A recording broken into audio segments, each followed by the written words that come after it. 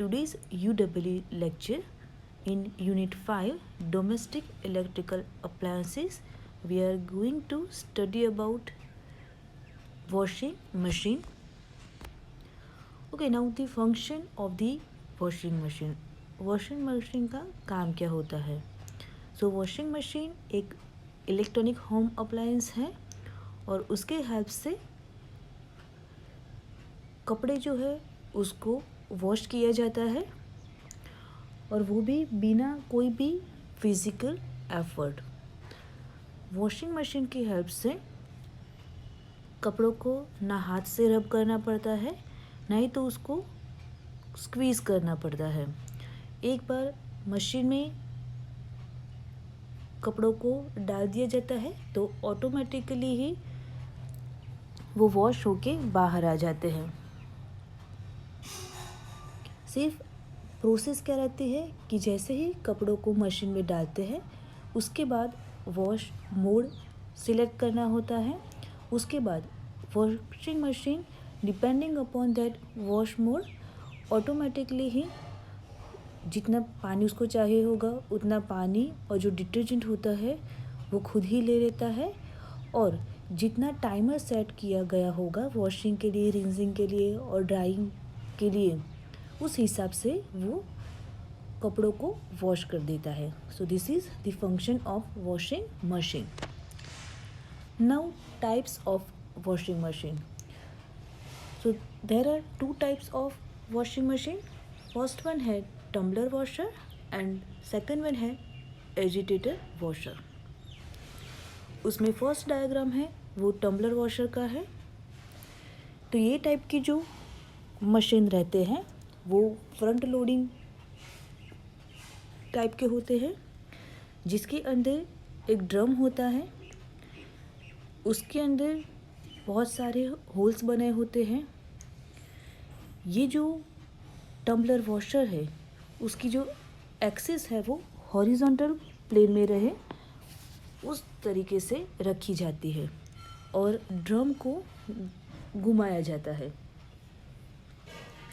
Drum के आसपास एक दूसरा ड्रम भी होता है बट उसके अंदर होल्स रखे गए होते नहीं हैं। ड्रम में पानी और डिटर्जेंट डाल के कपड़े डालने में आते हैं। ड्रम घूमता है और जैसे ही वो रोटेट होगा उस टाइम पे ड्रम के अंदर की जो वेन होती है उसकी हेल्प से जो कपड़े होते हैं वो पानी में से ऊपर की ओर जाके बाद में उसकी वेट से फिर से नीचे पानी में गिरते हैं, यानी कि washing started in the machine. ऐसा होने की वजह से एजिटेशन की प्रोसेस होती है और जो कपड़े होते हैं उसमें जो मैल होता है वो पानी में आ जाता है और कपड़ों की धुलाई हो जाती है। जब भी कपड़ों का वॉश और रिंस पीरियड होता है उस टाइम के पे जो ड्रम होता है उसकी स्पीड है वो कम रहती है, यानी कि करीबन 50 रिवॉल्यूशन पर मिनट की स्पीड से ड्रम रोटेट होता है। जैसे ही वॉश का टाइमिंग पूरा होता है उसके बाद जो पानी है कि जिसके अंदर कपड़ों का मैल आ गया है, जो गंदा पानी है, उसको बाहर निकाला जाता है और फिर से ऑटोमेटिकली ही जो मशीन है वो नया पानी लेके फिर से रिंस शुरू करता है। कपड़े हैं वो पानी में फिर से क्लीन होते हैं। फिर से रिंस पीरियड का जो टाइमिंग है, जो टाइमर से सेट किया गया है, वो पूरा होने के बाद जो गंदा पानी है उसको फिर से बाहर निकाला जाता है और स्पिन मोड शुरू होता है। स्पिन ड्राइंग में ड्रम है वो स्पीड से गोल गोल घूमता है, तो इसकी वजह से जो कपड़ों में जो पानी होता है वो सेंट्रीफ्यूगल एक्शन की वजह से बाहर निकल जाता है और कपड़े सूख जाते हैं। उसके बाद जो कपड़े हैं उसको घर में वायर पे डाल के उसको completely सुखाया जाता है। So this is how tumbler washer works. Now second is the agitator washer. So आप देख सकते हो कि जो वर्टिकल पोजीशन में रखा गया है एजिटेटर वॉशर. सो इस टाइप का जो मशीन है वो उसको वर्टिकल डायरेक्शन में खड़ा रखा जाता है. उसमें जो उसका बेस का पार्ट रहता है वहाँ पे एक एजिटेटर रखा गया होता है जो आपको डायग्राम में दिख रहा है. ड्रम है, उसमें रोटेट होता हुआ टब होता है. उसके अंदर पानी और डिटर्जेंट डाल के कपड़ों को उसके अंदर डाला जाता है. जब भी ड्रम स्टेडी होता है उस टाइम पे और एजिटेटर होता है वो क्लॉकवाइज या तो एंटी क्लॉकवाइज डायरेक्शन में घुमाया जाता है. यानी कि वो क्लॉकवाइज डायरेक्शन में भी घूम सकता है, एंटी क्लॉकवाइज डायरेक्शन में भी घूम सकता है.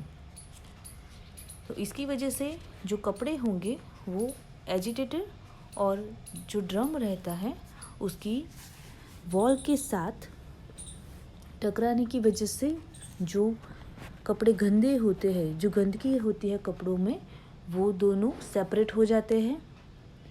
जो रिंस की प्रोसेस है वो भी पूरी एजिटेटर वॉशर में यानी कि ड्रम के अंदर ही होती है. जो स्पिन ड्राइंग है उसके लिए अलग ड्रम की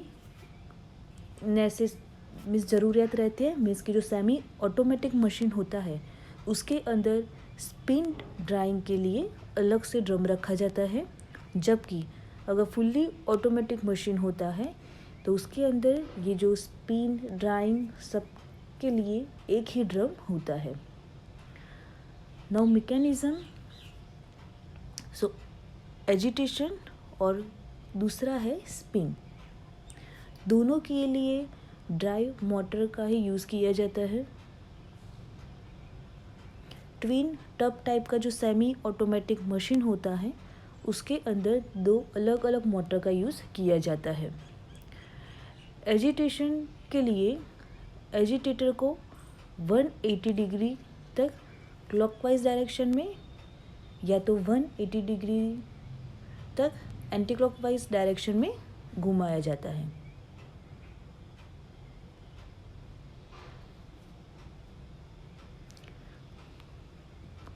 नेक्स्ट वन है main parts of the washing machine.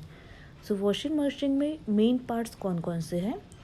First one है मोटर, सेकंड वन है पंप, थर्ड वन है एजिटेटर, फोर्थ वन है वॉश टब, फिफ्थ वन है स्पिन ड्रम, सिक्स्थ वन है टाइमर, सेवन्थ वन है buzzer, eighth one है motor protection, ninth one है fuse, 10th one है कैबिनेट, 11th है caster wheel and 12th one है red mash. So first है motor. सो washing machine में जो मोटर यूज़ की जाती है वो capacitor start induction run type की सिंगल फेज इंडक्शन मोटर का यूज़ किया जाता है. इसके लिए जो फ्रैक्शन हॉर्स पावर की जो मोटर होती है उसका यूज़ किया जाता है. यानी कि उसका जो रेटिंग है वो 1 हॉर्स पावर से कम रहता है. इसके लिए एक या तो 2 मोटर का यूज़ किया जाता है. सेकंड वन है पंप. तो मशीन में जो पानी क्लीन वाटर जो अपन यूज़ करते हैं उसका यूज़ हो जाने के बाद जो गंदा पानी होता है उसको बाहर निकालने के लिए पंप का यूज़ किया जाता है. ये जो अरेंजमेंट है वो हर एक टाइप की वॉशिंग मशीन में नहीं होती है. जो वॉशिंग मशीन में पंप का यूज़ किया जाता नहीं है ऐसे मशीन में ग्रेविटी की हेल्प से पानी बाहर निकलता है. जो पंप होता है वो टरबाइन टाइप का होता है और उसको मोटर के साथ डायरेक्टली या तो गियर की हेल्प से कनेक्ट किया गया होता है. नेक्स्ट वन है एजिटेटर. सो एजिटेटर है उसको पल्सेटर भी कहा जाता है. एजिटेटर है वो हार्ड प्लास्टिक का बनाया गया होता है.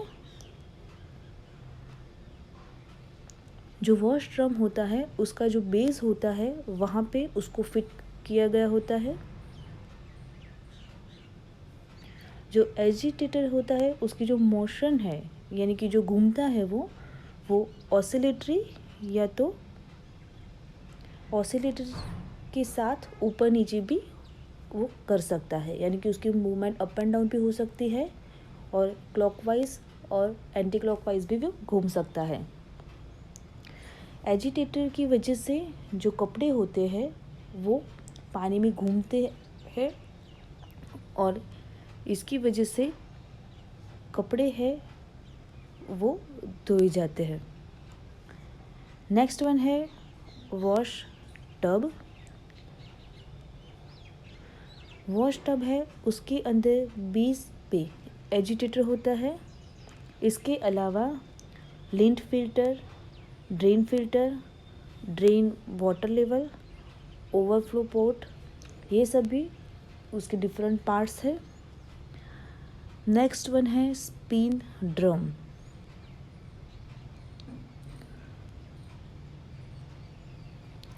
अगर ट्विन टब टाइप का जो मशीन होता है उसके अंदर स्पिन टब होता है वो अलग से होता है और उसमें स्पिन ड्रम को रखा जाता है। जो स्पिन ड्रम होता है उसके अंदर होल्स बनाए गए होते हैं और उसके ऊपर प्लास्टिक का ढक्कन होता है। स्पिन ड्रम की जो नीचे की साइड होती है वहाँ पे लिक्विड बैलेंसिंग सिस्टम होता है।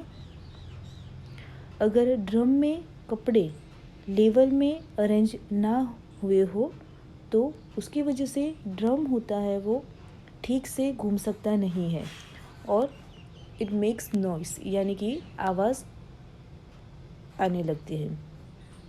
सो बैलेंसिंग सिस्टम होती है, उसकी वजह से ये प्रॉब्लम शॉर्ट आउट हो जाती है।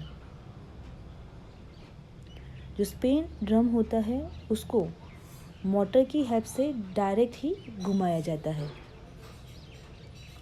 कुछ मशीन्स जो रहते हैं उसके अंदर 2 स्पीड दी गई होती है। जो डेलिकेट्स क्लोथ्स होते हैं लाइक वूलन है, रेयॉन मटेरियल के हैं, उसके लिए जो स्पीड है वो कम चाहिए होती है, तो इसके लिए जो ड्रम है वो कम स्पीड से घूमता है। जबकि जो रेगुलर यूज़ के जो कपड़े हैं उसके लिए जो स्पीड है वो ज़्यादा रहती है। नेक्स्ट वन है टाइमर। तो मशीन में जो वॉशिंग मशीन है उसके अंदर इलेक्ट्रोमैकेनिकल या तो इलेक्ट्रॉनिक टाइमर का यूज़ किया जाता है और ये जो टाइमर है यानी कि कौन से टाइप का टाइमर यूज़ किया गया है it depends on the model of the machines, यानी कि मशीन का मॉडल नंबर कौन सा है उसके ऊपर वो डिपेंड करता है। जो टाइमर का डायल रहता है वो मिनट में कैलिब्रेट किया हुआ होता है। कुछ टाइप के जो टाइमर्स है उसके अंदर टाइम सेट करने के बाद साइकिल शुरू होती है, तब जैसे जैसे टाइम पास होता है वैसे वैसे टाइमर का जो नोब है वो ज़ीरो की ओर धीरे धीरे ऑफ की ओर आता है।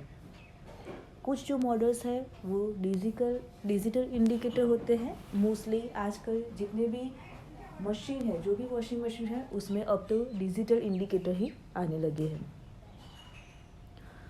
जिसके अंदर पहले जो टाइम है वो सेट किया गया होता है वो दिखाता है और जैसे जैसे साइकिल शुरू होती है वैसे वैसे काउंटडाउन स्टार्ट हो जाता है और जितना टाइम बाकी रहता है वो दिखाता है। नेक्स्ट वन है बजर। तो कुछ जो मॉडल्स रहते हैं उसके अंदर वॉश साइकिल या तो स्पिन साइकिल जैसे ही कंप्लीट होती है या तो वॉशिंग की जो पूरी प्रोसेस है वो कंप्लीट हो जाती है, उसके बाद बजर साउंड करता है। 8 वन है मोटर प्रोटेक्शन। तो जब भी मोटर जैसे ही वॉशिंग मशीन स्टार्ट किया जाता है ओके, तो उस टाइम पे मोटर कंटिन्यूस वर्क करती है, तो ये जो मोटर है उसका ओवर हीटिंग होता है, तब अगर मोटर को कुछ नुकसान होना चाहिए नहीं, ओके, तो ये ना हो इसलिए ये प्रोटेक्शन दिया गया होता है, और वो थर्मल प्रोटेक्शन टाइप का प्रोटेक्शन होता है। नेक्स्ट वन है फ्यूज़। सो फ्यूज़ का तो सबको पता ही है, फ्यूज़ का काम क्या होता है, इट प्रोटेक्ट द सर्किट। तो जो मशीन का जो करंट है, मशीन में जो मोटर यूज़ की गई है उसका जो करंट है वो कुछ वैल्यू से बढ़ ना जाए, इसके लिए प्रोटेक्शन के लिए फ्यूज़ को रखा जाता है। और मोस्टली जब भी शॉर्ट सर्किट होती है उस टाइम पे फ्यूज़ बहुत इम्पोर्टेंट फंक्शन करता है। 10th वन है कैबिनेट। सो वॉशिंग मशीन के जो कैबिनेट है वो फाइबर के या स्टील के या तो फिर rust proof पॉलीवर base precoated metal के होते हैं। 11th है कैस्टर व्हील। सो मशीन जो है उसको एक जगह से दूसरी जगह से मूवमेंट करवाने के लिए कैस्टर व्हील दिए गए होते हैं। 12th वन है रैट मैश। सो मशीन है उसके अंदर चूहा या ऐसे कोई भी छोटे जो एनिमल्स होते हैं वो उसके अंदर ना चले जाए, इसके लिए रैट मैश दी गई होती है। कुछ मशीन है उसके अंदर ये इंटरनल पार्ट की तरह दिया गया होता है, जबकि कुछ कंपनी से उसको ऑप्शनल पार्ट की तरह से देते हैं और उसके लिए एक्स्ट्रा वैल्यू देनी पड़ती है। So these are the main parts of the washing machine. Next one है semi automatic washing machine.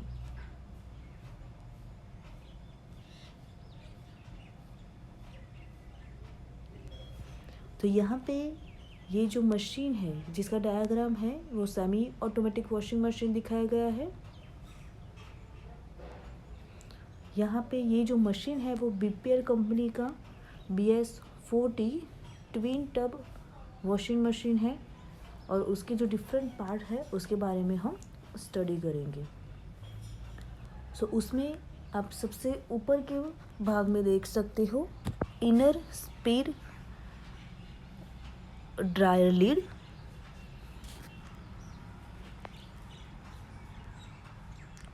Okay, यहाँ पे आपको इनर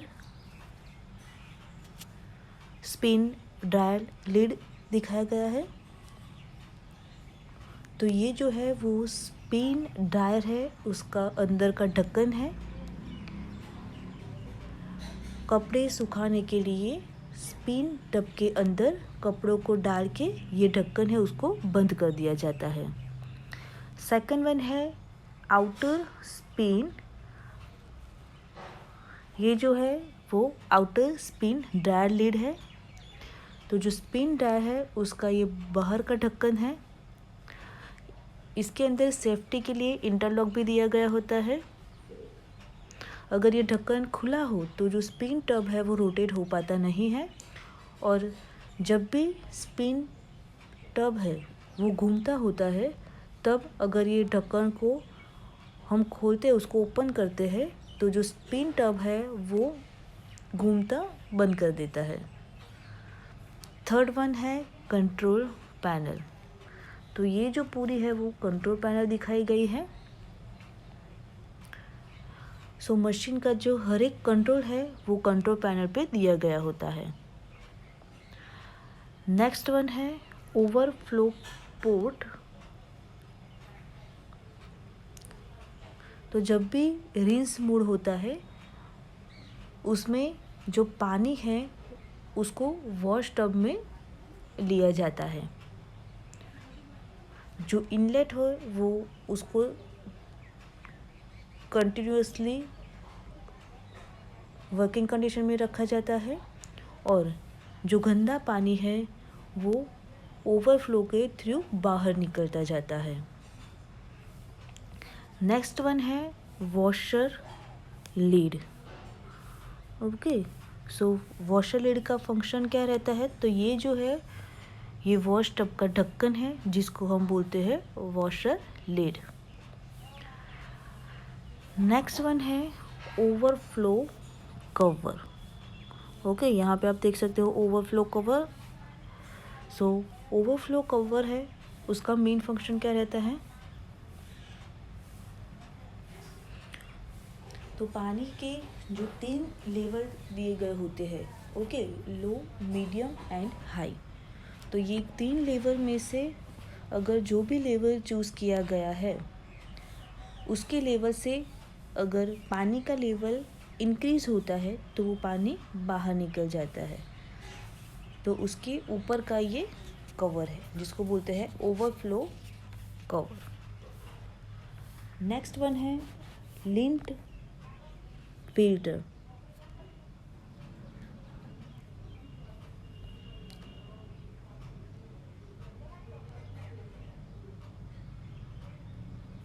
सो कपड़े है उसको जब वॉश किया जाता है तो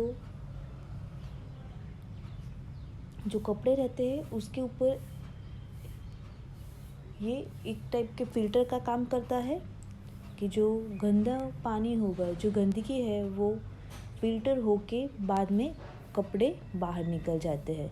यानी कि गंदा पानी है उसमें से जो गंदगी है उसको फ़िल्टर करने के बाद जो कपड़े हैं वो अलग से हो जाते हैं। नेक्स्ट वन है वॉश टब। सो वॉश टब का तो मेन फंक्शन क्या है, यानी कि वॉश और रिंस करने के लिए वॉश टब का यूज़ किया जाता है। नेक्स्ट वन है एजिटेटर और पल्सेटर। ओके, यहाँ पे आपको दिखाया गया है एजिटेटर जो बेस पे लगाया गया है। सो एजिटेटर या तो जिसको हम बोल सकते हैं पल्सेटर की हेल्प से कपड़े और पानी दोनों कंटिन्यूअसली रोटेट होते रहते हैं। पल्सेटर जो रहता है वो कुछ टाइम के लिए क्लॉकवाइज डायरेक्शन में घूमता है और कुछ टाइम के लिए एंटी क्लॉकवाइज डायरेक्शन में घूमता रहता है। तो इसकी वजह से जो कपड़ा है और जो गंदगी है वो दोनों अलग अलग हो जाते हैं। नेक्स्ट वन है ड्रेन फिल्टर। ओके, तो ड्रेन में जो भी पानी जाता है वो ड्रेन फिल्टर में होके बाहर निकलता है। नेक्स्ट वन है स्पिन ड्रम। ओके, ये पूरा जो है वो स्पिन ड्रम है। सो जो स्पिन ड्राइंग की जो पूरी प्रोसेस है वो स्पिन ड्रम में होती है। सो जो कपड़े वॉश हो गए हैं यानी कि जो वॉश्ड क्लॉथ्स है उसको स्टीम ड्रम में डालने के बाद स्पिन टब का जो अंदर से ढक्कन है उसको बंद कर दिया जाता है और उसके बाद उसके ऊपर का ढक्कन बंद करके स्पिन टाइमर को सेट किया जाता है। स्पिन टाइमर को सेट करने के बाद स्पिन एक्शन स्टार्ट हो जाती है। स्पिन टब है वो 1380 आरपीएम की स्पीड से रोटेट होता है। 12th नंबर का पार्ट है वो है बेस। बेस तो आप सबको पता ही होता है कि वो मशीन का बेस है और उसके ऊपर जो पूरी वॉशिंग मशीन की जो बॉडी है उसको रखा जाता है। नेक्स्ट वन है पीसीएम बॉडी। ओके, ये जो पूरी है वो पीसीएम बॉडी है। सो पीसीएम बॉडी क्या है कि जो मशीन है उसकी टोटली आउटर बॉडी जो है उसको हम पीसीएम बॉडी बोलते हैं और वो rust proof polymer base pre coated metal की बनी हुई होती है। 14th है पावर कोड। ओके, यानी कि वायर हम जिसको सिंपल लैंग्वेज में बोलते हैं। सो यहाँ पे जो पावर कोड है वो 3 कोर केबल का बनाया होता है और उसका जो एंड टर्मिनल होता है वहाँ पे 5 एम्पियर का 3 पिन कनेक्ट किया गया होता है। नेक्स्ट वन है ड्रेन होज। ओके, ये जो पूरा है उसको हम बोलेंगे ड्रेन होज। सो मशीन में से पानी बाहर निकलने के लिए इसका यूज़ किया जाता है। मीन्स कोई जो पानी बाहर निकलता है उसके लिए जो पाइप का यूज़ किया गया होता है उसको ड्रेन होज बोला जाता है। मोस्टली वो प्लास्टिक मटेरियल की बनी हुई होती है। जब भी मशीन स्टार्ट करते हैं उसके पहले जो ड्रेन होज है उसको हॉरिजॉन्टल पोजीशन में रखा जाता है।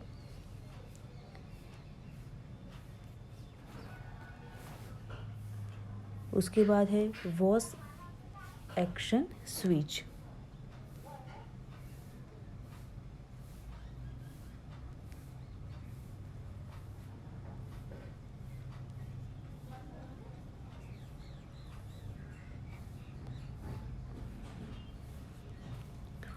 ओके, तो ये जो है पूरी कंट्रोल पैनल दिखाई गई है। सो वॉश एक्शन स्विच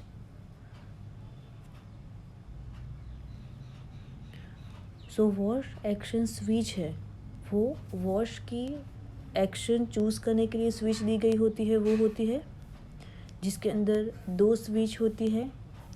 एक जेंटल वॉश के लिए की स्विच होती है जिसका यूज़ वूलन कपड़े है या तो जो रॉयल मटेरियल्स के जो डेलिकेट कपड़े हैं उसके लिए यूज़ की जाती है।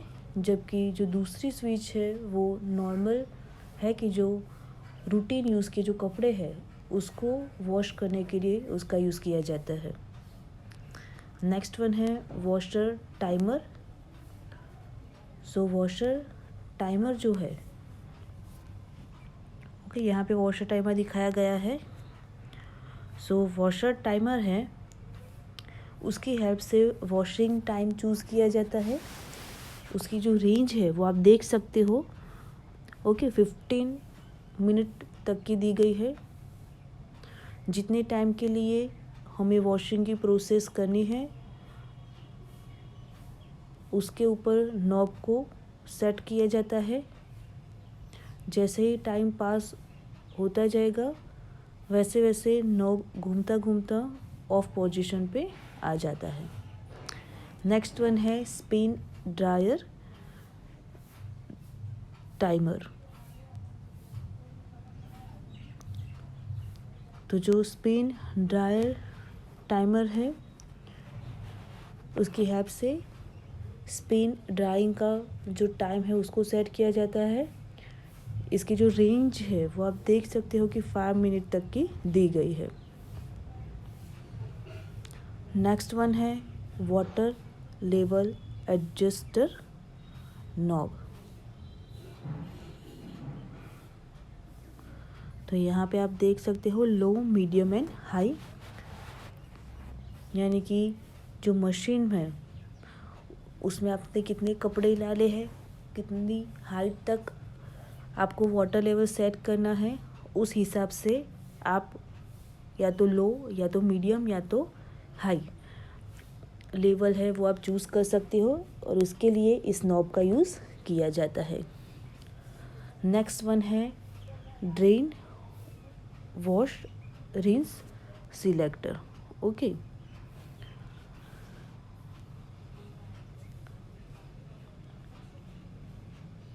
ड्रेन करने हैं कपड़े, वॉश करने हैं या रिंस करने हैं, इस हिसाब से ये जो सिलेक्टर है उसको अरेंज किया गया है।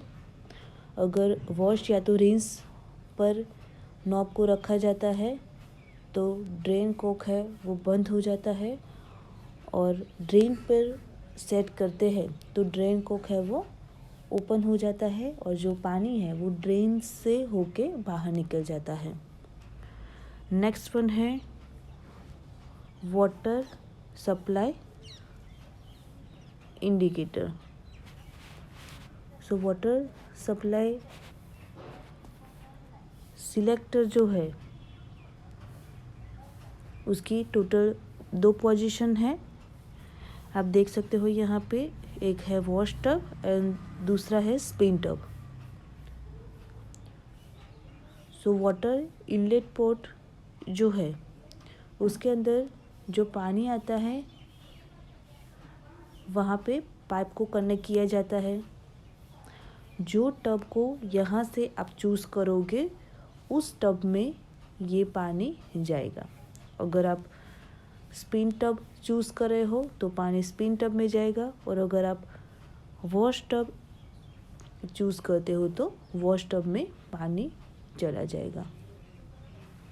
नेक्स्ट वन है water inlet port.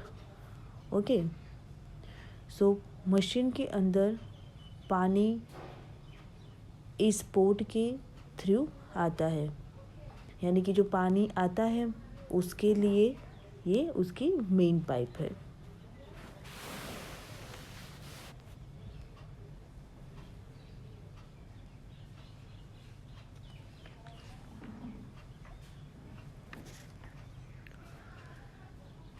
Next one है circuit diagram of washing machine. तो यहाँ पे हमने जो पूरा डिस्कशन किया वो बीपीआर कंपनी का BS40 ट्विन टब टाइप का सेमी ऑटोमेटिक टाइप का मशीन हमने स्टडी किया टोटली। तो ये जो सर्किट डायग्राम है वो भी उसी मशीन का है। तो सबसे पहले हमने देखा कि जो मॉडल है उसमें टोटल 2 टब है, एक है वॉश टब, दूसरा है स्पिन टब। जो वॉश टब है और जो स्पिन टब है, यानी कि दोनों, एक तो वॉश एक्शन के लिए वॉश टब दिया गया है और स्पिन एक्शन के लिए स्पिन टब दिया है। तो दोनों के लिए मीन्स इंडिविजुअली मोटर दी गई है।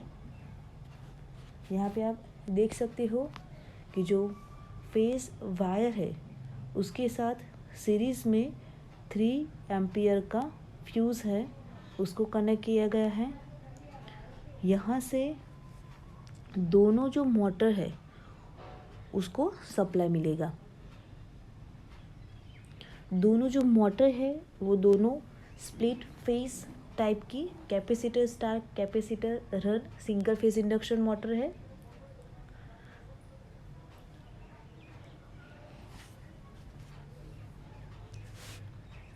जो वॉश मोटर है उसको वॉश टाइमर जो है उसके थ्रू सप्लाई मिलता है।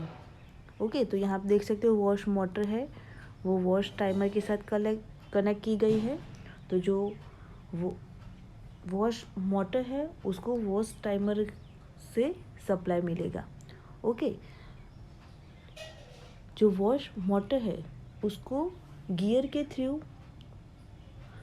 जो पल्सेटर है उसको धीरे धीरे वो घुमाता है।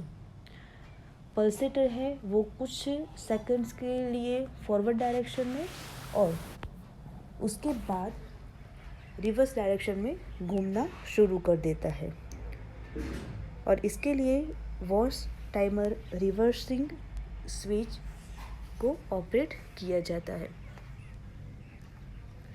इसकी यहाँ पे जो जो वॉश टाइमर है वो रिवर्सिंग जो स्विच है जो यहाँ पे आपको दी गई है, ओके, तो जो रिवर्सिंग स्विच है उसको वो ऑपरेट करेगा, और जैसे ही वो रिवर्सिंग स्विच को ऑपरेट करेगा उस टाइम पे जो वॉश मोटर है वो रिवर्सिंग डायरेक्शन में रोटेट होना शुरू कर देगी।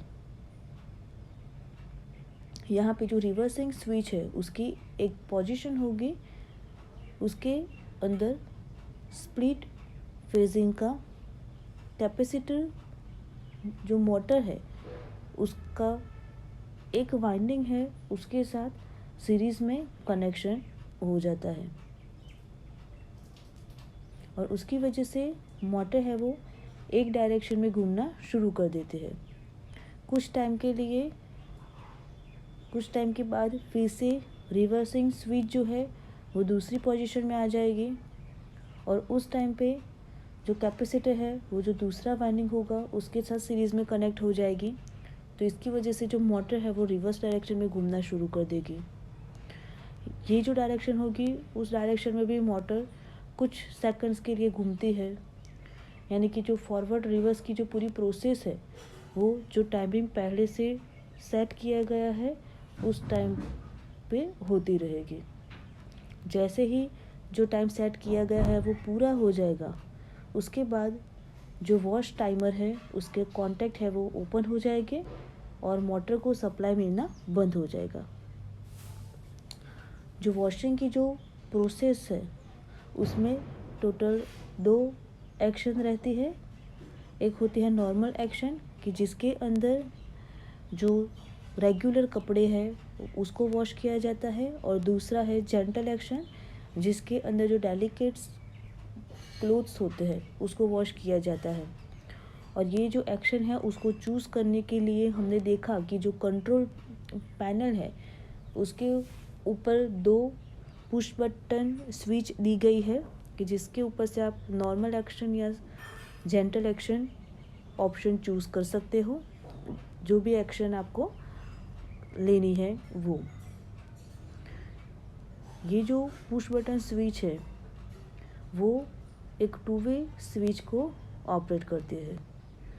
जब भी नॉर्मल एक्शन होती है उस टाइम में जो फॉरवर्ड रिवर्स एक्शन है वो स्पीड से होती है, जबकि जो जेंटल एक्शन होती है उसमें जो पल्सेटर होता है वो फॉरवर्ड रिवर्स होता है, बट उसकी जो स्पीड होती है वो धीरे होती है।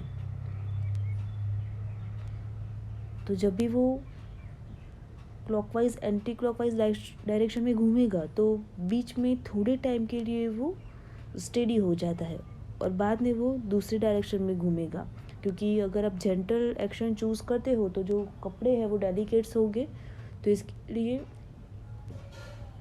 जो स्पीड है वो कम रखी जाती है। जो फ्यूज़ है, सो फ्यूज़ में से जो लीड स्विच है उसमें से होके आप देख सकते हो यहाँ पे कि फ्यूज़ में से लेके स्विच लीड में होके जो स्पिन टाइमर है उसके थ्रू स्पिन मोटर को सप्लाई मिलता है। यानी कि वॉश के लिए यहाँ पे जाना है, स्पिन के लिए यहाँ पे। ओके, तो यहाँ पे जो मोटर है वो एक ही डायरेक्शन में घूमती है।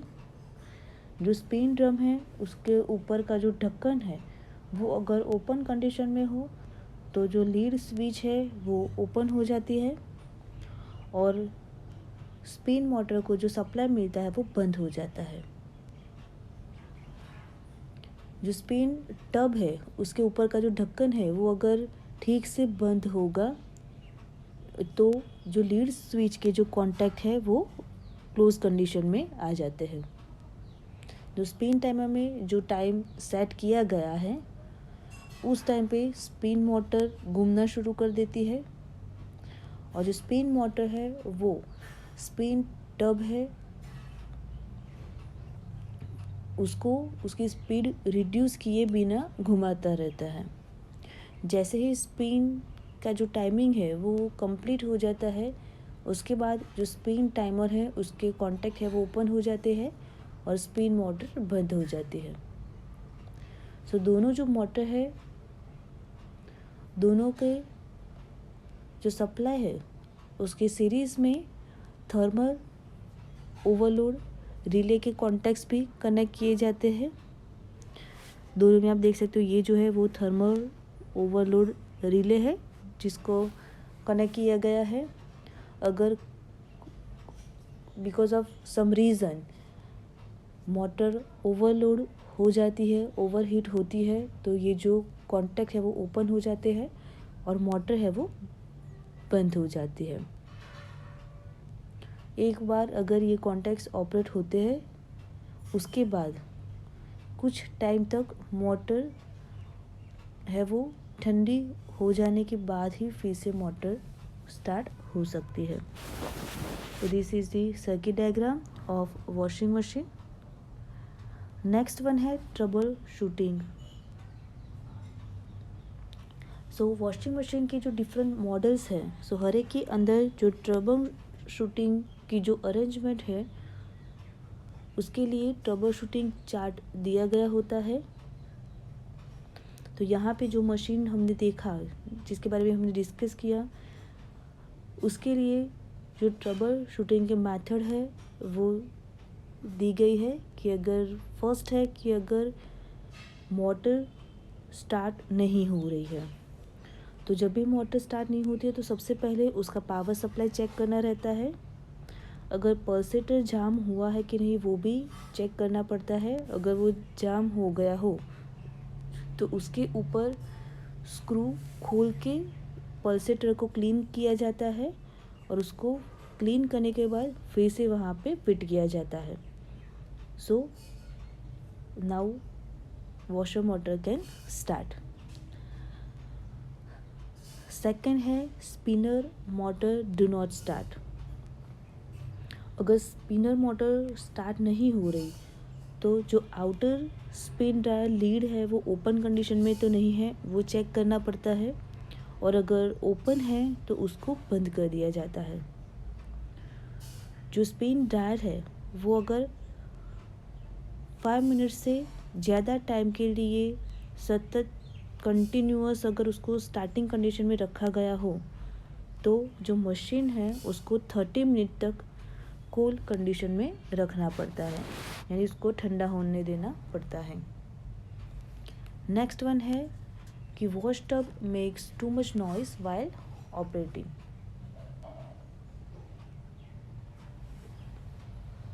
अगर वॉशर टब है, जो वॉश टब है वो अगर ऑपरेशन के टाइम पे कुछ ज़्यादा ही आवाज़ करता है तो उसके लिए जो मशीन लेवल है उसको चेक किया जाता है कि वो फ्लोर पे फॉर्मली वो इंस्टॉल हुआ है या नहीं। अगर उसका लेवलिंग नहीं है तो उसका लेवलिंग करना पड़ता है। सेकंड, उसका पल्सेटर है वो भी चेक किया जाता है कि अगर जो पल्सेटर जम गया हो तो उसके ऊपर जो स्क्रू दिया गया होता है उसको खोल के क्लीन करके फिर से उसको फिट किया जाता है। जो पल्सेटर है उसका जो बेस का पार्ट है वहाँ पे पिन बटन जैसी कोई चीज़ फंस गई ना हो वो भी चेक किया जाता है। अगर ऐसा कुछ है तो जो पल्सेटर है उसको स्क्रू निकाल के क्लीन करने के बाद फिर से फिट किया जाता है।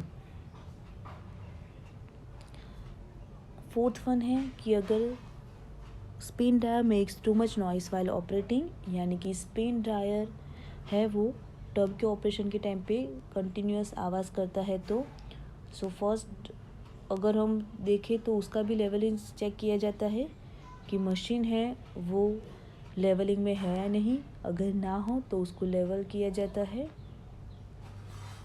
जो स्पिनर कैप है वो स्पिन ड्रायर का जो ड्रम है उसके ऊपर ठीक से फिट की गई है या नहीं वो चेक किया जाता है।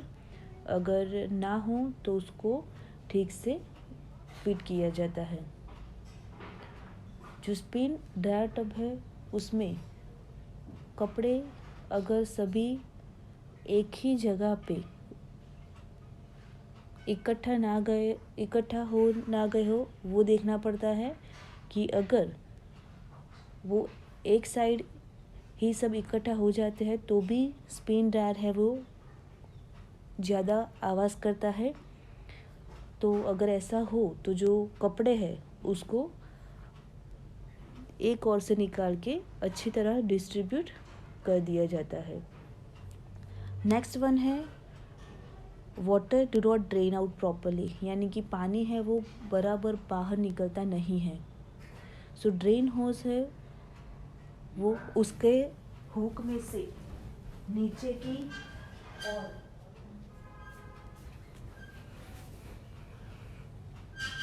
रखा गया है या नहीं वो चेक किया जाता है। अगर उसको नीचे रखा गया ना हो तो हुक में से निकाल के नीचे की ओर रखा जाता है। जो ड्रेन हॉस है उसका जो अंदर का पार्ट होता है उसमें से थर्मोकोल का प्लग निकाल दिया है या नहीं वो चेक किया जाता है। अगर उसको नहीं निकाला गया है तो उसको निकालना पड़ता है।